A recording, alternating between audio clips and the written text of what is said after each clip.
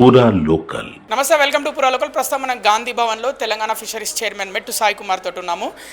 ఇప్పుడు phone tapping అనేది సంచలనంగా మారింది తెలంగాణ రాష్ట్రంలో. ముఖ్యంగా కాంగ్రెస్ అప్పుడు ప్రతిపక్షంలో ఉన్నప్పుడు రేవంత్ రెడ్డి గారిది, అలాగే ముఖ్యంగా కాంగ్రెస్ ముఖ్య నేతలు అందరి ఫోన్ ట్యాపింగ్ గురైనట్లు పోలీసులే వివరాలు బయటికి వెల్లడిస్తున్నారు. ఎలా అనిపిస్తుంది? ఇప్పుడు వ్యక్తికి ఒక సంబంధించిన వ్యక్తిత్వం ఉంటుంది. ఆ వ్యక్తిత్వాన్ని దిగదార్చే విధంగా అప్పుడు బీఆర్ఎస్ నాయకుల యొక్క కుట్రలు కుతంత్రాలు ఏ విధంగా కూడా తెలంగాణ రాష్ట్రంలో మళ్ళీ ఒకసారి అధికారంలోకి వచ్చే విధంగా ఎన్నో చిల్లర వ్యవహారం చేశారు ఈ చిల్లరగాన్లు. ఈ ఫోన్ ట్యాపింగ్ అనేది వ్యవహారం అప్పుడు వాళ్ళు చేయకపోయి ఉంటే దాదాపుగా కాంగ్రెస్ పార్టీకి 90 పై చిలుకు స్థానాలు వచ్చేవి. అంటే మీరు మీ వ్యూహాలు, మీ ప్లాన్లు ముందే వాళ్ళకి తెలిసిపోయినా ఫోన్ ట్యాపింగ్ ద్వారా? అదే ఉంటుంది. అంటే ఇది అంటగా పేపర్ లీక్ అయితే ఏ విధంగా ఉంటుందో ఆ విధంగానే కొన్ని వర్డ్స్ లీక్ అయితే రాజకీయ వ్యూహానికి సంబంధించిన కొన్ని వ్యవహారాలు బయటికి లీక్ అయితే కొన్ని ఇబ్బందికరంగా ఉంటుంది. ఆ ఇబ్బందికరమైన వ్యవహారాల్లో దాదాపుగా హైదరాబాద్ చుట్టుపక్కల కొన్ని జిల్లాలో వాళ్ళు వ్యవహారం చేసుకొని దానికి తగ్గట్టుగా వారు రాజకీయం చేస్తారు. కాబట్టి నేను అనుకునే వ్యవహారం దాదాపు కాంగ్రెస్ పార్టీకి 90 నుంచి 90 సీట్లు పైకి వచ్చేది. అంటే హైదరాబాద్లో ఒక్క సీటు కూడా 2023 అసెంబ్లీ ఎన్నికల్లో గెలుచుకోపోవడానికి కారణం ఫోన్ ట్యాపింగ్ అంటారా? అంటే ఫోన్ ట్యాపింగ్ ప్రధాన కారణం ఉంటుంది. ఎందుకు అంటే రాజకీయ వ్యూహం అనేది చాలా పెద్దది. ఏ సమయంలో ఏ వ్యూహాన్ని ఉపయోగించాలి, ఏ విధంగా మనము వ్యవహారం చేయాలని చెప్పేది కొన్ని వ్యూహాల ప్రకారం కాంగ్రెస్ పార్టీ ముందుకు కట్టి ఆ వ్యూహాన్ని వాళ్ళు పసిగట్టి ఏ విధంగా అంటే ఇప్పుడు కొంతమంది ఈ డివిజన్ ఉంది, ఈ డివిజన్లో ఒక నాయకుడు ఉంటాడు. ఆ నాయకుడిని మనం కాంగ్రెస్ పార్టీ తీసుకురావాలనే ఉద్దేశం ఉంటుంది. మళ్ళీ అప్పటికి వీళ్ళు పోయి ఆ నాయకుడిని వాళ్ళు అంటే ఒక ఎగ్జాంపుల్ చెప్తున్నాను, ఇలాంటి వ్యవహారాలు చేయడంలో బీఆర్ఎస్ పార్టీ అప్పుడు కుట్రతాలు చేసినది. ఇంకొక విషయం ఏంటంటే ముఖ్యంగా ముఖ్య నేతలు, కాంగ్రెస్ పార్టీ ముఖ్య నేతలతో పాటు వాళ్ళ డ్రైవర్లు, వాళ్ళ అనుచరులు, వాళ్ళ కుటుంబ సభ్యులు అందరివి ఫోన్ ట్యాప్లు అయినట్టు పోలీసుల వివరాలు చెప్తున్నారు. ఎలా అనిపిస్తుంది? అంటే ముఖ్యంగా ఇప్పుడు మెట్టు సాయి కుమార్ ఫోన్ ట్యాప్ అయిందా? అంటే ఇప్పుడు ఇద్దరు నాకు ఫోన్ రాలేదు, ట్యాప్ అయి ఉండొచ్చు, వస్తుంది. అది నేనేమంటానంటే ఈ కుటుంబం, ఈ కల్వకుంట్ల కుటుంబం ఎప్పుడైతే రామకోటి అనే మీ పదం ఉండొచ్చు, కానీ వీళ్ళు ఇంతవరకు దాదాపుగా రేవంత్ రెడ్డి గారి పేరు కోటిసారి పలుకుంటారు.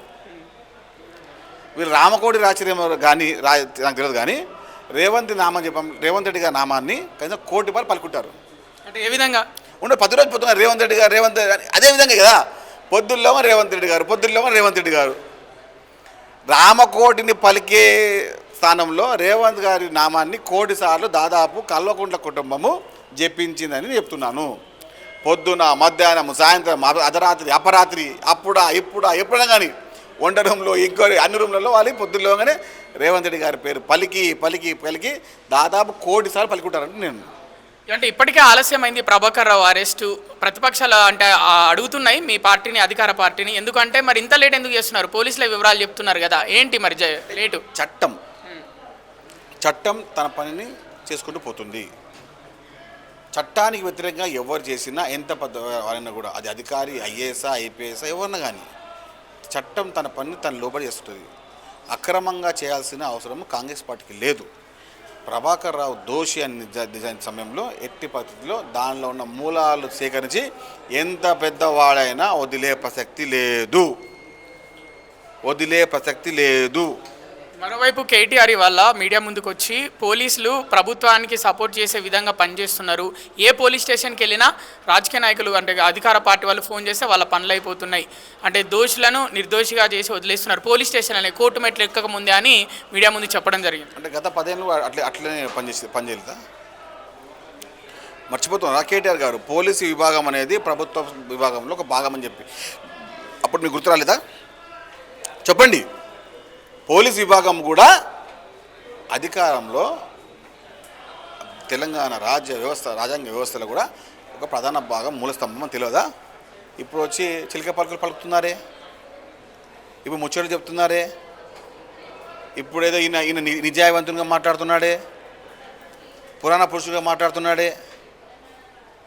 రాముడు మంచి బాలు ఉండొచ్చు, ఆ పదం ఉండొచ్చు, అది నీకు కాదు. రాముడు మంచిబడిన పదము పుస్తకాలు ఉంటుంది, అది నీకు సరిపోతుంది. ఆ పేరుకే చెడ్డ పేరు కలంక వ్యక్తి తారక రామారావు గారి యొక్క పేరు ముందు మార్చుకోండి మీరు. కొంతమంది పేర్లలో ఉంటే వ్యక్తిత్వం ఉంటుంది, ఆ వ్యక్తి పేరు పెట్టుకొని రాముడు మంచి బాలిన పదాన్ని కూడా ఇబ్బంది పెట్టే రకంగా ఉన్నారు ఈ వ్యక్తులు. త్వరలో స్థానిక సంస్థల ఎన్నికలకు నోటిఫికేషన్ రాబోతుందన్న వార్తలు వస్తున్నాయి. అందుకే ఇట్లా విచారణలు ఇలాంటివి కమిషన్లు వేసింది ప్రభుత్వాన్ని అంటున్నారు. నేను ఒక మాట చెప్తున్నా మీకు, కాంగ్రెస్ పార్టీ కక్ష సాధించాలి అనుకుంటే ఆలోచిస్తే బీఆర్ఎస్ పార్టీ ఉంటుందా బ్రదర్? ఏమైపోతుంది బీఆర్ఎస్ పార్టీ? ఉంటుందా అడుగుతుంది నేను.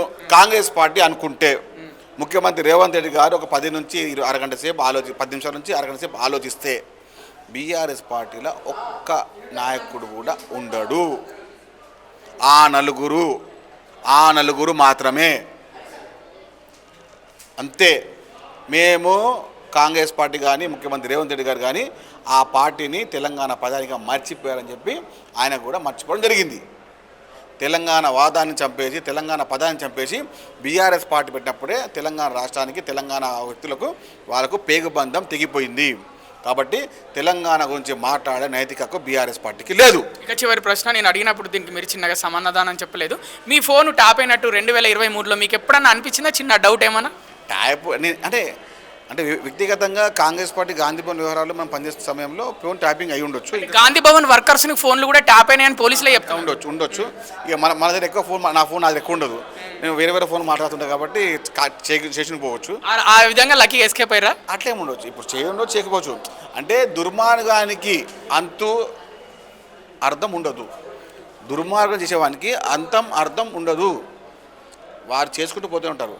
ఆ దుర్మార్గానికి పరాకాష్ట పర్యాయ పదము ఉన్నారంటే అది బీఆర్ఎస్ పార్టీ నాయకులు. అసలు ఎలా అనిపిస్తుంది? ఫోన్లు ట్యాప్ అయినా దాదాపు 618 మందికి పైగా ఫోన్లు ట్యాప్ అయినా కాంగ్రెస్ పార్టీ గెలిచింది 2023 డిసెంబర్ ఎన్నికల్లో అంటే ఎలా అనిపిస్తుంది మీకు? అంటే అటు ఇంత తొక్కేసినా మీరు ఎలా గెలిచారు? అసలు ఎలా సాధ్యమైంది మీకు? ప్రజల యొక్క ఆశీర్వాదము కాంగ్రెస్ పార్టీ పైన ముఖ్యమంత్రి రేవంత్ రెడ్డి గారి పైన ఉంది. కాబట్టి ప్రజలు నేరు కోరి తెచ్చి ప్రజాపాలన తీసుకురావాలని చెప్పి ఆయన కూర్చోబెట్టారు. ఓ చిన్న మాట చెప్తున్నాను, మీరు ఫోన్ ట్యాపింగ్ అంటారు కాబట్టి. నేను వస్తున్నప్పుడు ఒక ముసలమ్మ నన్ను అడిగింది, ఏమని ఫోన్ ట్యాపింగ్ అంటే ఏంటి బిడ్డ అడిగింది. ఫోన్ ట్యాపింగ్ అంటే ఏం లేదమ్మా, నువ్వు మాట్లాడిన ముచ్చటని ఇంటరని చెప్పిన. నువ్వు మాట్లాడిన ముచ్చట్లని ఇంటరని చెప్పిన. ఆ తల్లి ఏమని చెప్పాలనా, బిడ్డ నేను ఒకసారి ఫోన్లో మా కోడలు తిట్టినా, ఒకసారి మా అల్లునికి కోపమైనా, ఒకసారి మా బిడ్డని కోపమైనా, అది కూడా రా అంటే ఇన్నొచ్చు అన్న. అది ఎట్లయితే నాకు కొల్లలేదు కదా నాయన అన్నది. అంటే ఏవో చెప్పుకోవాలి, తెలంగాణ ప్రజానికానికి బేషరతుగా క్షమాపణ చెప్పాల్సిందే కల్వకుంట్ల కుటుంబం తెలంగాణ 4 కోట్ల ప్రజానికానికి బేషరతుగా క్షమాపణ చెప్పి తీరాల్సిందే.